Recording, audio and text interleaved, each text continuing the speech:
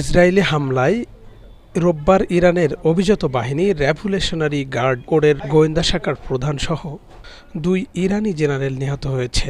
ইরানের আধা সরকারি সংবাদ সংস্থা তাসনিমের বরাতে আল জাজিরা এ তথ্য জানিয়েছে। তাসনিমের খবরে বলা হয়েছে, রেভলিউশনারি গার্ড কোরের গোয়েন্দা শাখার প্রধান মোহাম্মদ কাজেমি এবং জেনারেল হাসান মোহাক্কিক ও মোহসেন বাঘেরি তেহরানের এক বিমান হামলায় নিহত হয়েছেন। এদিকে ইসরায়েলের উত্তর অঞ্চলের বন্দর নগরী হাইফায় আজ সোমবার ইরানের নতুন হামলায় ২ জন আহত হয়েছে। নিখোঁজ রয়েছেন আরও ৩ জন। বিধ্বস্ত হয়েছে অনেক ভবন। অন্যদিকে ইসরায়েলের হামলার মধ্যে কোনো আলোচনায় বসবে না বলে সাফ জানিয়েছে ইরান।